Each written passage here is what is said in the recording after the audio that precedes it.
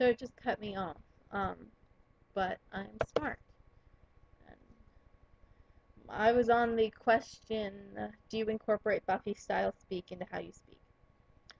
Yes, I do. I have started adding Y's to the end of nouns. For example, um, I spilled Diet Coke on the floor, and my in class, and my teacher was like, "It smells weird over here," and I said, "Yes, it's all Diet Cokey." And he was like, "Diet Cokey," and I was like, "I'm sorry, I'm talking like Buffy." I've also started saying a lot of the English slang that Spike uses because I kind of adore it. Um, and I started saying literally instead of literally because English people are cooler. Um, what, if anything, have you learned? Oh, wait, no. Favorite quote from Buffy? Okay, that's hard. I don't have a favorite quote. I have lots of favorite quotes. I have tons of favorite quotes. I have more favorite quotes than people can count. Um, I don't know. I don't know. If I had to choose one, I couldn't. I don't think I can. I really don't think I can. Um, the last episode I saw was, what was it, Becoming Part One. So the my favorite quote from that episode is it's a big rock. Can't wait to tell my friends. They don't have a rock this big. Most of my favorite quotes I have noticed come from Spike. Oh, I think this is my favorite quote. Great love is wild and passionate and dangerous. It burns and consumes. I just I love Spike, and so 90% of the things he says makes it onto my favorite quotes list. Did you ever cry, tear up while watching the show? If so, how many times? At what? I cry at pretty much everything. I think the first time watching the show I flat out bawled was when Buffy died at the end of Prophecy Girl, or in Prophecy Girl, not the end of Prophecy Girl, but in Prophecy Girl. So the first time Buffy died, I bawled my eyes out. But I cry at pretty much everything. So, um, yeah, I couldn't tell you how many times, and I couldn't tell you at what, because I can tell you more times than not I cried during an episode. Um, do you sing along to Once More Feeling? If so, which songs? Do you have a favorite song? Like I said, I watch Once More Feeling at least once a week. Um, I do sing along. I think that my highest play count of a song on my iTunes is or not a song ever, but of a Once More Feeling song is Under Your Spell Standing Reprise, and I've got I think 340 something listens to that since just a couple months ago. So yeah, I do sing along. Do I have a favorite song? No. My favorite songs from What's More Feeling change a lot. Um, Currently, it's I'll Never Tell, followed by Rest in Peace. But like yesterday, I had Going Through the Motions stuck in my head. So if you asked me yesterday, I'd say Going Through the Motions. I mean, it all changes. Have you heard about the Buffy movie being developed without the involvement of Joss Whedon and without the supporting characters? How do you feel about it? Yes, I have. I think it's going to be awful, or just not as great. I will not see it until other Buffy fans do, and they tell me it's decent. Joss Whedon, Joss Whedon is Buffy. Buffy sucks without Joss Whedon.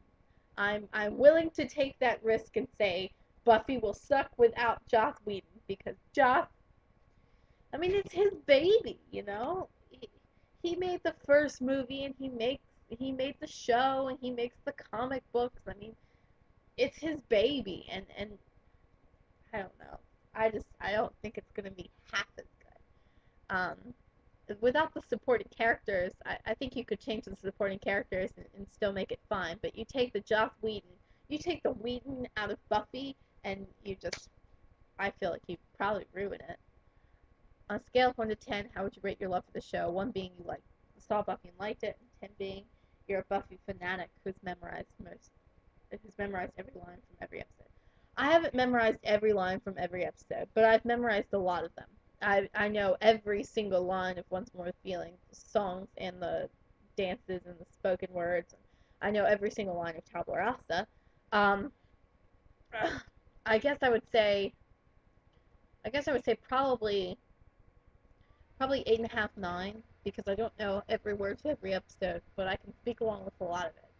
And I'm a very emotionally passionate person. I have an obsessive personality.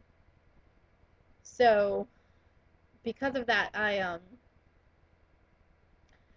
when I decide that I love something, I devote my entire life to it. I really, really dive into it, and I love it so much, and I'm crazy, and I'm passionate, and you know, a lot of people think I'm insane because I get so crazy passionate, and I yell and I scream, and I'm like blah blah blah blah blah, and I'll go out in public and like sing and scream the Once More Feeling songs.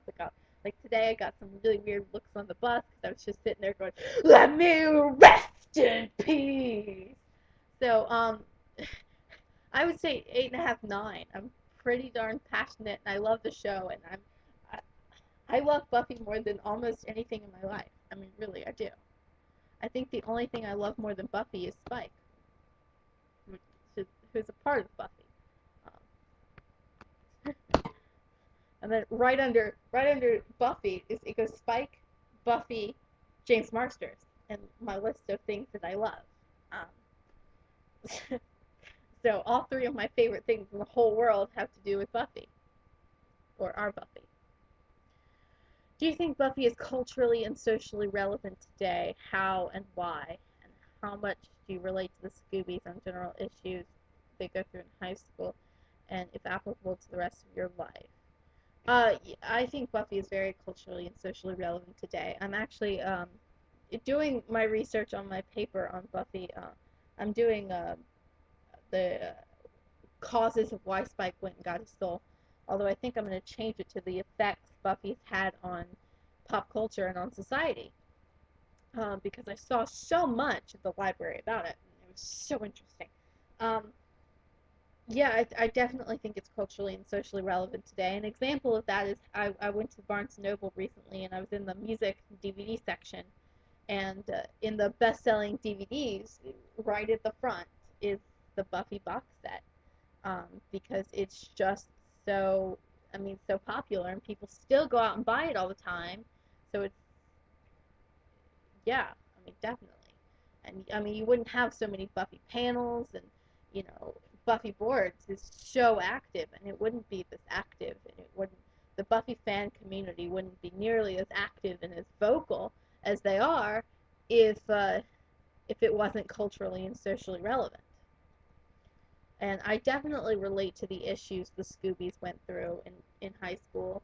Um, I mean, like I said, when I started, I was where Buffy was season 6. I definitely faced a lot of the issues they did in their high school careers. Um, I'm a lesbian, so I went through the whole sexuality thing that Willow went through.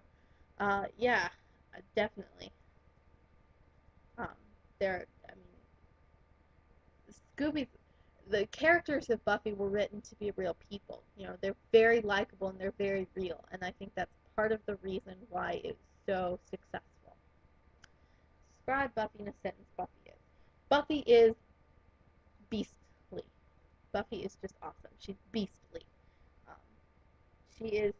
I'm taking this to mean Buffy, the girl, is just a beast. Buffy, the show is awesome. I think is the only word I can describe it. I can't do anything else for you there. Sorry. Anything more you'd like to say about Buffy? Um, it's so well written, and I think part of the reason Buffy is so great is because it's got this. It's so deep, and it's got so many different layers and levels to it. On the one hand, you can take it for face value. You can take it at face value and look at it literally. Look at the storyline literally, or literally, as I would say more often than not. look at the storylines literally and decide. And I mean, the content is just so great. There's so much to work with there. And then you take the metaphors and the symbolism in those episodes and in that face value stuff, and it's so intense and it's so good, and it's this great, fantastic social commentary.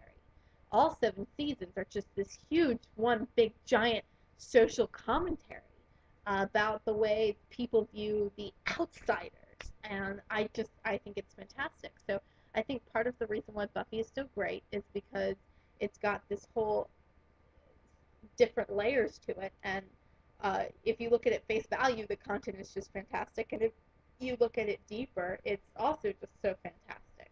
So yeah, um, I love Buffy, and Spike is the best character ever to be ever created ever. That's pretty much all I gotta say about that.